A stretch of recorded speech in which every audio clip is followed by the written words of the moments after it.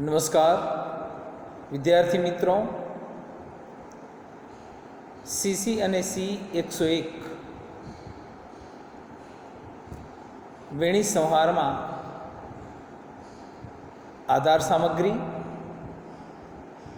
અને ભટ્ટનારાયણે તેમાં કરેલા ફેરફારો વિશે જોઈશું. ભટ્ટનારાયણે વેણી સંહારમાં કયા ગ્રંથોનો આધાર લીધો છે અને એમાં શું ફેરફાર કર્યો છે. આ ઉપરાંત તેમણે કયા નવા ઉમેરાઓ કર્યા છે, કયા કાલ્પનિક પાત્રો, ઘટનાઓ કે પ્રસંગોનું નિરૂપણ કર્યું છે. આ ઉપરાંત આ નાટકમાં પુરોગામી નાટકકારો કે લેખકોની શી અસર છે તે વિશે જોઈશું.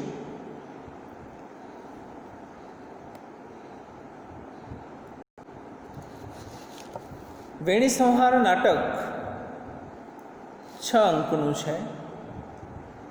રૂપ, રૂપક કે નાટ્યંત એવા મુખ્ય 10 પ્રકારોમાં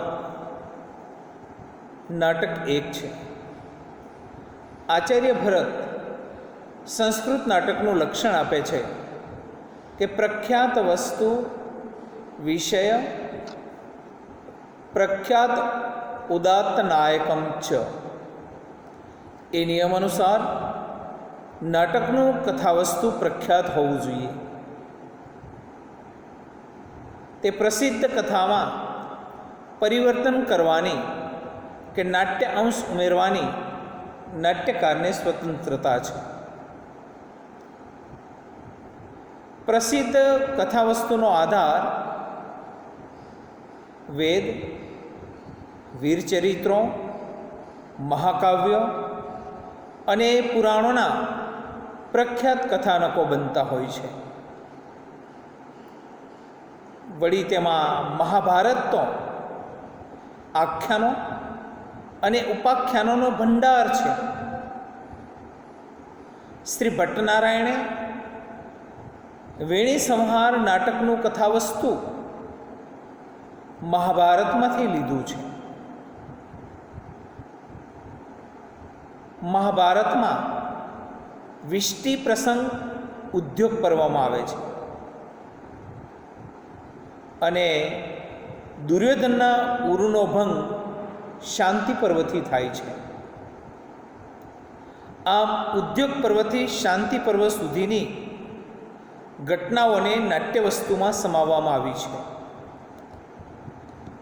તેનો મૂળ આધાર તો મહાભારતના સભા પર્વમાં આવતા દ્રૌપદીના કેશગ્રહણ, વસ્ત્રાહરણ, ભીમ દ્વારા દુશાસનના વક્ષસ્થળનું રક્તપાન અને દુર્યોધનના ઉરુભંગની પ્રતિજ્ઞાઓ છે. ભીમ અને દ્રૌપદીના પરિતાપમાં વનવાસના દુઃખ, દુર્યોધનની વધતી જતી પરેશાની,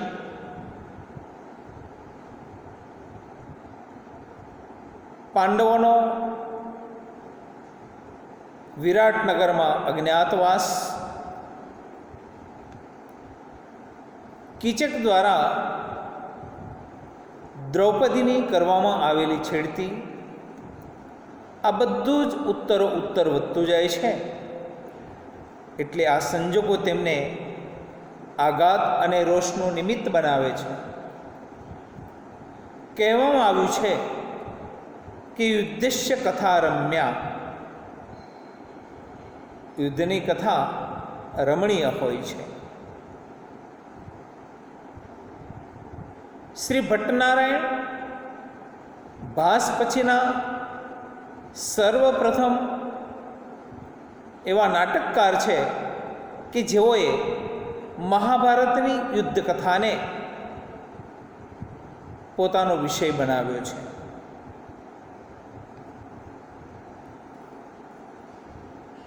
જેમ નાટકના લક્ષણો અનુસાર જોઈએ તો વિષય, નાયક કે રસને અનુરૂપ તેમાં ઔચિત્ય જળવાવું જોઈએ. તો અહીં ભટ્ટનારાયણે વિષય, નાયક કે રસને કેન્દ્રમાં રાખીને ઔચિત્ય જાળવવાનો પ્રયત્ન કર્યો છે.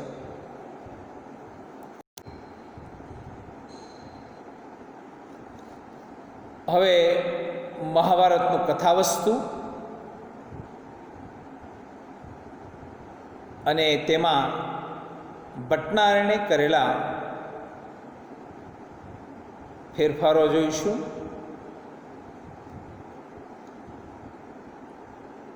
મહાભારતમાં કૌરવો સાથેના સંધિ કાર્ય માટે સૌ પ્રથમ સંજય દુર્યોધન પાસે જાય છે અને તે પાંડવો માટે 5 ગામની માગણીનો પ્રસ્તાવ મૂકે છે, પણ તેમાં તેને સફળતા મળતી નથી, એટલે નગરમાં પાછો ફરે છે. ત્યારબાદ ભગવાન શ્રી કૃષ્ણ સમાધાન માટે દુર્યોધન પાસે જાય છે. ત્યારે દુર્યોધન તે પ્રસ્તાવને ન સ્વીકારતા તેમને અપમાનિત કરે છે. આ ઉપરાંત ભગવાન શ્રી કૃષ્ણને બાંધવાનો પ્રયત્ન કરે છે. ત્યારે ધૃતરાષ્ટ્ર પોતાના પુત્રને ઠપકો આપે છે. આ સમયે ભગવાન શ્રી કૃષ્ણ પોતાનું સામર્થ્ય બતાવવા માટે વિશ્વરૂપ ધારણ કરે છે અને ત્યાંથી નીકળી જાય છે. જ્યારે વેણી સંહારમાં સંજય સંધિ કાર્ય માટે જતો નથી. ભગવાન શ્રી કૃષ્ણ સંધિ માટે દુર્યોધન પાસે જાય છે. જે પ્રસ્તાવ દુર્યોધન સ્વીકારતો નથી અને તેમને પકડવાનો પ્રયત્ન કરે છે. એટલે ન છૂટકે તેઓ વિશ્વરૂપ દર્શન ધારણ કરે છે.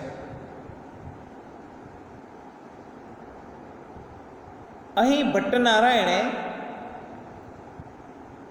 સહેતુક સંજયનું દૂત કાર્ય દર્શાવ્યું નથી, પણ શ્રી કૃષ્ણના વિશ્વરૂપ દર્શનથી દુર્યોધનની દુષ્ટતા તીવ્રપણે ઉપસાવી છે.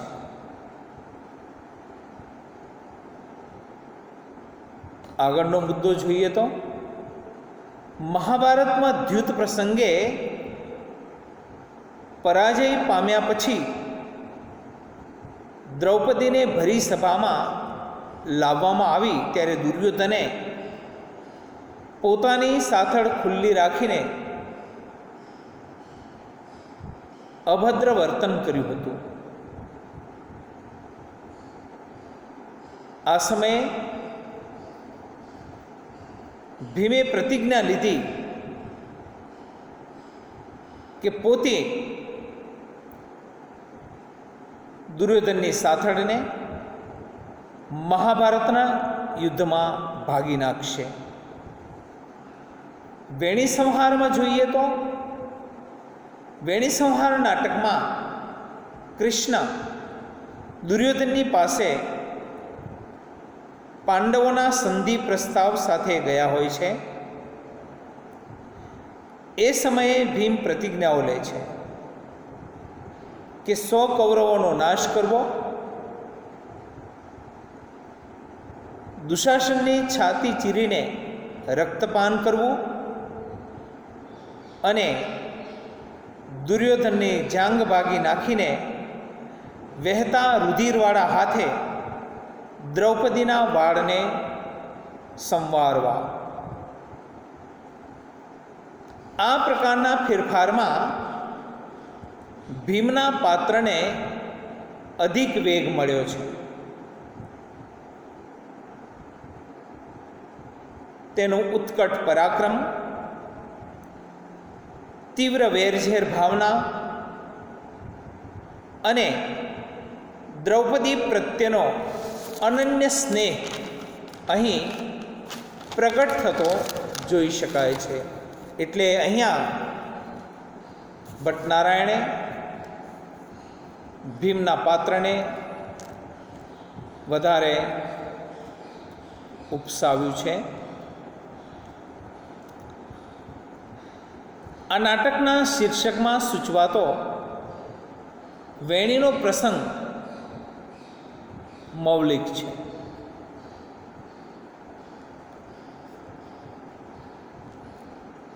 આગળનો ફેરફાર જોઈએ તો પાંડવો સંધિ માટે તૈયાર થાય છે ત્યારે દુર્યોધનની પત્ની દ્રૌપદીની મજાક કરે છે.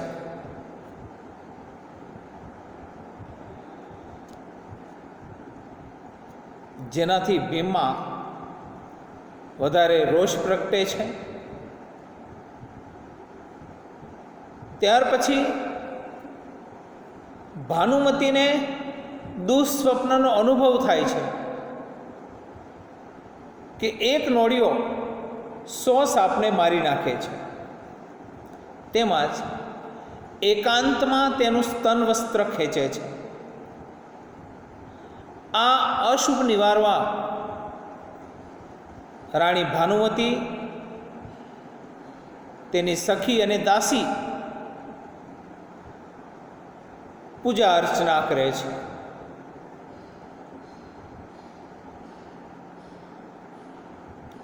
દુર્યોધન યુદ્ધના સમયે ભાનુમતી પાસે પહોંચે છે અને પ્રેમાલાપ કરવા લાગે છે. બીજી તરફ યુદ્ધ શરૂ થઈ ચૂક્યું હોય છે અને એ સમય યુદ્ધમાં દુર્યોધનના રથની ધજા તૂટી પડે છે. આ બધી કાલ્પનિક ઘટનાઓ છે. ભાનુમતીનું પાત્ર કાલ્પનિક છે. નાટ્યકારોએ આવશ્યકતા અનુસાર તેના પાત્રને કાલ્પનિક ઊભું કર્યું છે. ભાસના ઉરુભંગમાં પૌરવી અને માલવી નામની દુર્યોધનની 2 પત્નીઓ દર્શાવી છે. જ્યારે રાજશેખરે બાલ ભારતમાં તેની પત્નીનું નામ ભાનુમતી દર્શાવ્યું છે.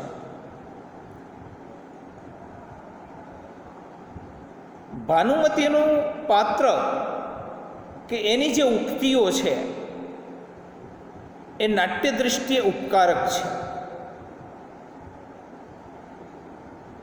જે ભીમના ગુસ્સાને વેગ આપવા પૂરતી છે, પણ દુર્યોધનનો જે પ્રણય પ્રસંગ જે દર્શાવ્યો છે તે ઉપકારક તો નથી જ.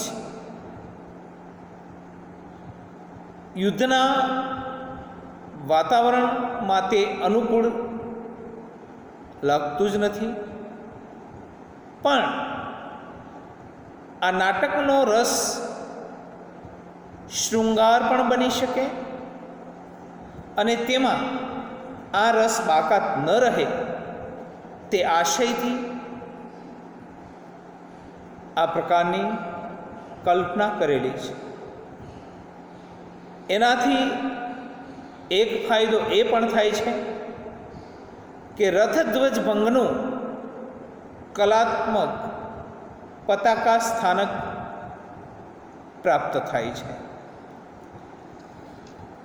આગળનો મુદ્દો જોઈએ તો નાટકનો મુખ્ય વિષય યુદ્ધ છે,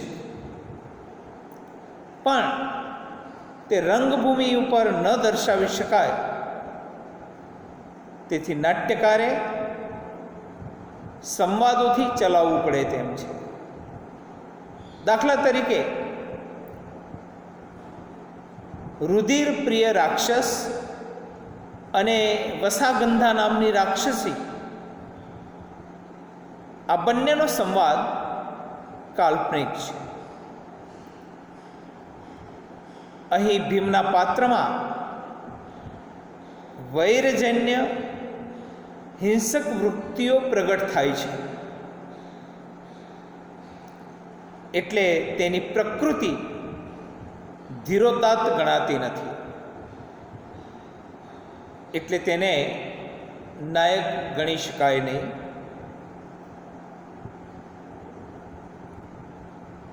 વળી ભીમ માનવ લોહી પીએ એ ઘટના પ્રતીતિકર લાગે તે માટે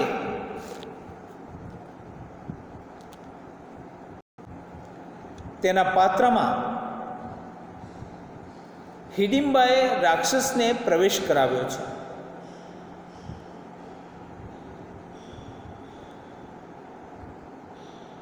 આ રીતે યુદ્ધ પ્રદર્શનનો વિકલ્પ સંવાદ જ હોઈ શકે. ભટ્ટનારાયણના સંવાદો લાંબા અને કંટાળાજનક લાગે, જે ભાસમાં નથી. ત્યાર પછીનો મુદ્દો જોઈએ તો મહાભારતમાં નેતૃત્વ અંગેનો કલહ થાય છે. કર્ણ અને કૃપાચાર્ય વચ્ચે દ્રોણના મૃત્યુ પૂર્વે શરૂ થઈ જાય છે, જ્યારે વેણી સંહાર નાટકમાં નેતૃત્વ અંગેનો જે કલહ છે તે કર્ણ અને અશ્વત્થામા વચ્ચે દ્રોણના મૃત્યુ પછી થાય છે.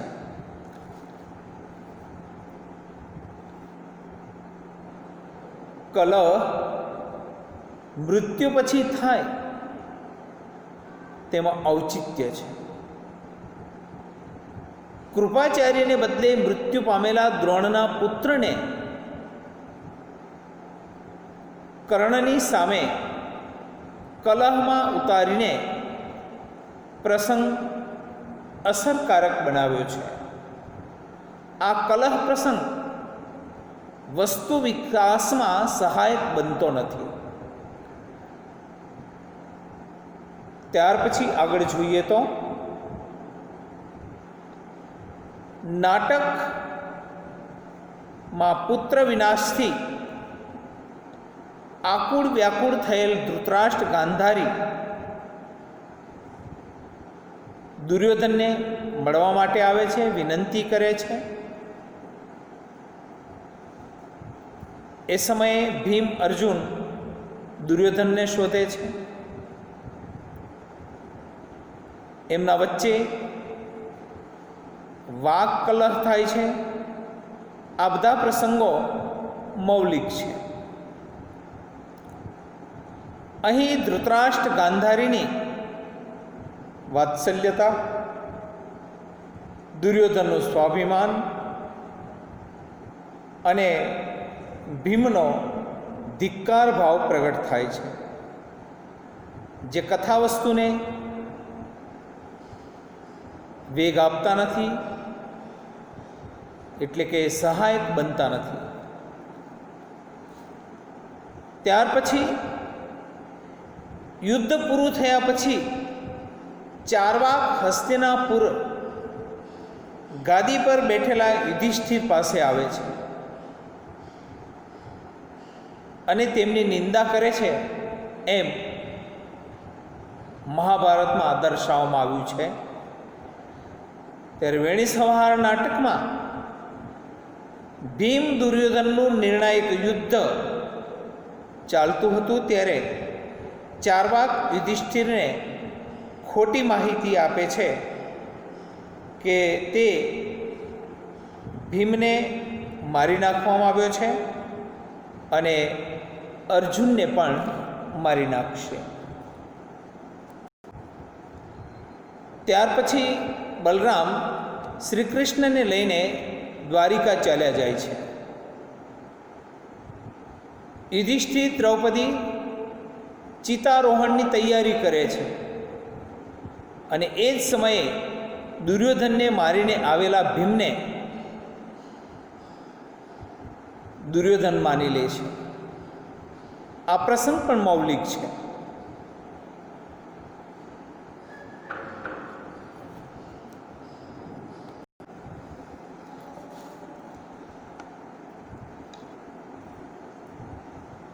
તેમાં યુધિષ્ઠિર આદિનો કૌટુંબિક પ્રેમ જોવા મળે છે. તે પણ કથાવેગમાં સહાયક બનતા નથી. આગળ જોઈએ તો મહાભારતમાં દુર્યોધન જળમાં સંતાઈ જાય છે, ત્યારે યુધિષ્ઠિર તેને પડકારે છે અને પાંડવોમાંથી કોઈ પણ એકને યુદ્ધ માટે પસંદ કરવાનું જણાવે છે. જ્યારે વેણી સંહાર નાટકમાં જળમાં સંતાયેલા દુર્યોધનને ભીમ પડકારે છે અને કોઈ પણ એક પાંડવ સાથે યુદ્ધ કરવા માટે જણાવે છે. યુધિષ્ઠિર એ સમયે ત્યાં હાજર હોતા નથી. યુધિષ્ઠિર પાસે છાવણીમાં ચારવાક પહોંચી જાય છે. અહીં કરવામાં આવેલો ફેરફાર ઉચિત જણાય છે. વાર્તાની દૃષ્ટિએ પણ તેનું મહત્ત્વ તો જળવાય છે. આ સમયે યુધિષ્ઠિર અને દ્રૌપદીની પાત્રગત વિશેષતાઓ સ્પષ્ટ થાય છે.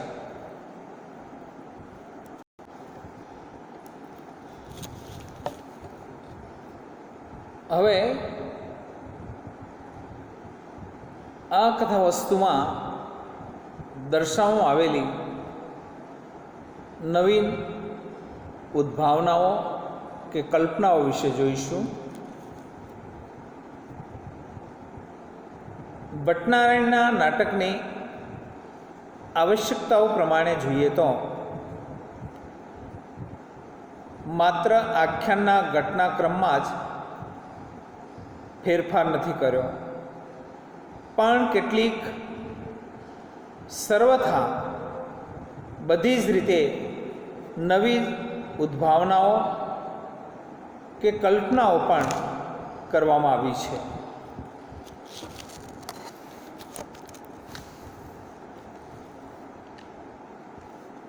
સૌપ્રથમ દ્રૌપદીની વેણી સંહારની ઘટના, જેના આધારે આ નાટકને નામ આપવામાં આવ્યું છે, તે કવિનું મૌલિક સર્જન છે. મહાભારતમાં ભીમ દ્વારા દુર્યોધનના ઉરુભંગની પ્રતિજ્ઞાનું કથન કરવામાં આવ્યું છે, પણ એના રુધિરથી દ્રૌપદીના કેશ સંહારનું નહીં.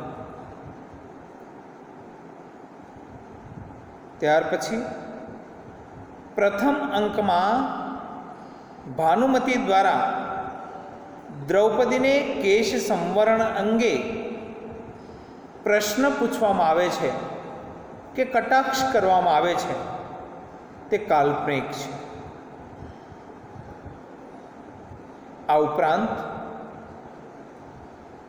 દુર્યોધનની પત્ની ભાનુમતી પાંચાલક, સુંદરક, રુધિરપ્રિય રાક્ષસ અને રાક્ષસી, કંચુકી, ચેટી તેમજ તેની સખીઓ વગેરે પાત્રોનું સર્જન એ કવિની ઉદ્ભાવના છે.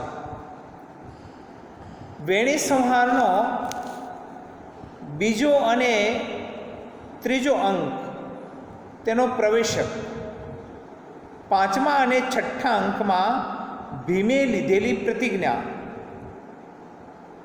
ત્યાર પછી ચારવાક દ્વારા યુધિષ્ઠિરને છેતરવું, તેમજ યુધિષ્ઠિર તથા દ્રૌપદીની ચિતા આરોહણની તૈયારી, તેમજ વિલાપ કરવો, આ બધી કાલ્પનિક ઘટનાઓ છે જે મહાભારતમાં જોવા મળતી નથી.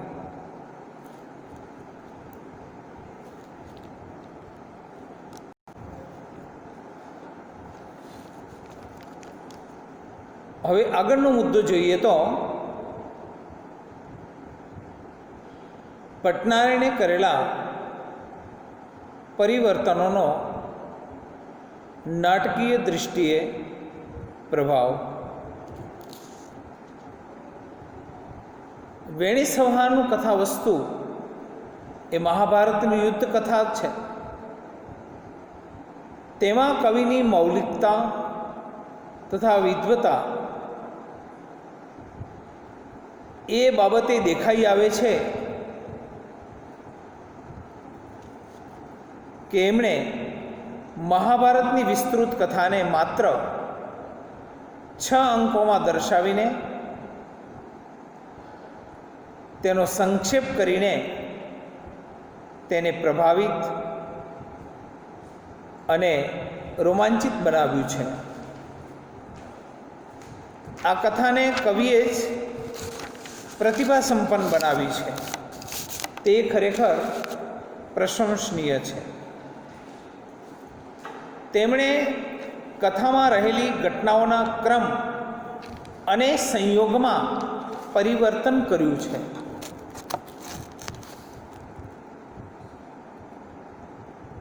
અને નાટકને પ્રતિભાશાળી બનાવવા ઉદ્ભાવનાઓ, ઉમેરાઓ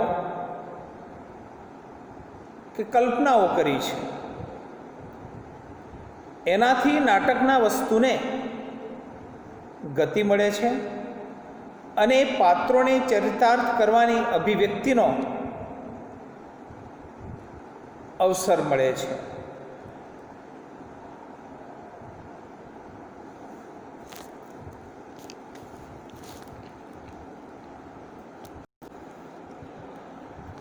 આ નાટકના 1 થી 6 અંકમાં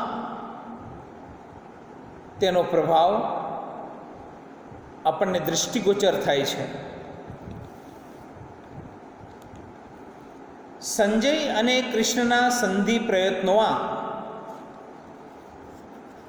વ્યુત્પત્તિપૂર્વક પૃષ્ઠભૂમિ પૂરી પાડવામાં આવી છે અને તેમાં યુધિષ્ઠિર, ભીમ તથા દુર્યોધનના ચરિત્રોની અભિવ્યક્તિ ચરિતાર્થ કરવાની ભટ્ટનારાયણને તક મળી છે. ભાનુમતીના પાત્રમાં ભીમને ચરિતાર્થ કરવાનો મોકો મળ્યો છે, જે વેણી સંહાર ફળનું બીજ સિદ્ધ કરાવે છે. ત્યાર પછી ભાનુમતીનું સ્વપ્ન દૃશ્ય, વાયુથી રથધ્વજ ભંગ થવો વગેરે દ્વારા ભાવિ ઘટનાઓનું સૂચન થયેલું છે. આ ઉપરાંત બાલોદ્યાનમાં રહેલી જે ઉત્તેજનાપૂર્ણ જે પરિસ્થિતિ છે એને અલગ પ્રકારની સ્થિતિનું નિર્માણ કરીને દર્શકો સમક્ષ સુખદ પરિવર્તન લાવવું છે. અહીં દુર્યોધનના ચરિત્રનું પ્રતિપક્ષમાં પ્રકાશ પડે છે અને કંચુકીની ઉક્તિથી પતાકા સ્થાનકની યોજનાએ નાટકીય સ્થિતિ ઊભી થાય છે. ત્યાર પછી રાક્ષસ અને રાક્ષસીની અવધારણા કરીને કવિએ દ્રોણાચાર્ય, ભૂરિશ્રવા, ઘટોત્કચ વગેરે વીરોના વધની સૂચના આપી છે. તેમજ દુશાસનના રુધિર પાન જેવા જઘન્ય કૃત્યને અંતે પ્રવેશેલા રાક્ષસ દ્વારા ભીમના ચરિત્રની રક્ષા કરી લેવામાં આવી છે. ત્યાર પછી દ્રોણાચાર્યના વધને જાણીને અશ્વત્થામા જેવો પરાક્રમી પોતાના પિતાના મૃત્યુનો અકાળે બદલો લેવાની ભાવનાથી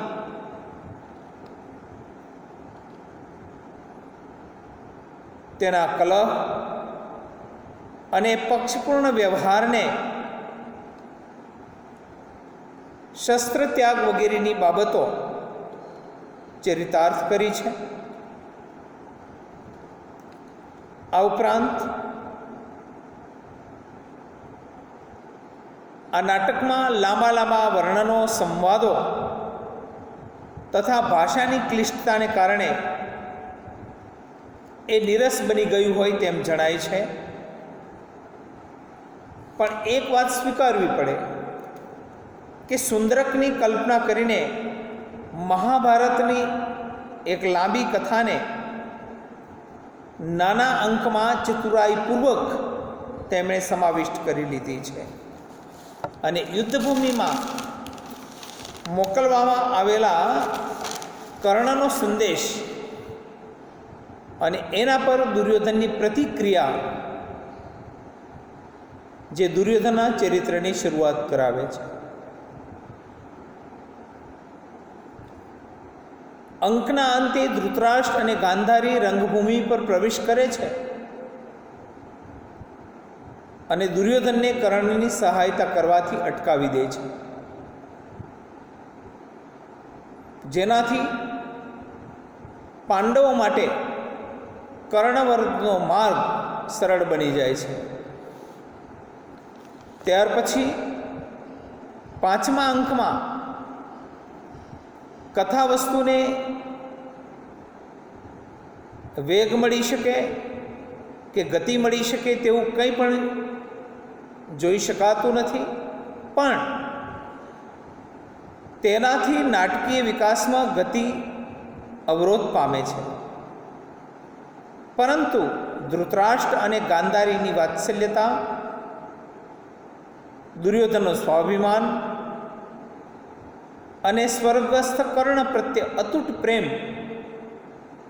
અને અશ્વત્થામાના આત્માભિમાનની અભિવ્યક્તિની દૃષ્ટિએ આ અંક મહત્વનો બન્યો છે. ત્યાર પછી 6ઠ્ઠા અંકમાં દુર્યોધનનું સર્જન અને દ્વંદ્વ યુદ્ધનો પ્રસ્તાવ ભીમના મુખે કરાવીને ઉચિત કર્યું છે, કારણ કે નાટકમાં વિકાસનું કેન્દ્ર મુખ્યત્વે ભીમ જ છે અને ભીમ હવે તો અનન્ય દિવસો આવશે એ સાથે દુર્યોધનના વધની પ્રતિજ્ઞા અને ચારવાકની કલ્પનાએ યુધિષ્ઠિર ભાતૃપ્રેમની અભિવ્યક્તિનો તેને મોકો મળે છે. ચારવાકના પાત્ર દ્વારા અહીં નાટકીય વિકાસને એક નવી દિશા મળે છે અને કવિએ કરુણરસની અભિવ્યક્તિને માટે તેનો ઉચિત ઉપયોગ કર્યો છે. ભટ્ટનારાયણે પોતાના પુરોગામી એવા નાટકકારોની રચનાઓનો પણ ઊંડો અભ્યાસ કર્યો છે અને એનો પ્રભાવ આ નાટકમાં જોઈ શકાય છે.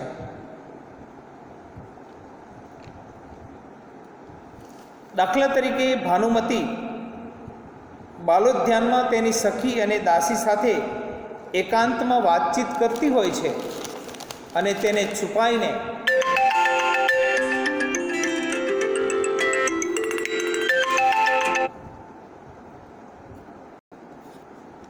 દુર્યોધન અને કંચુકી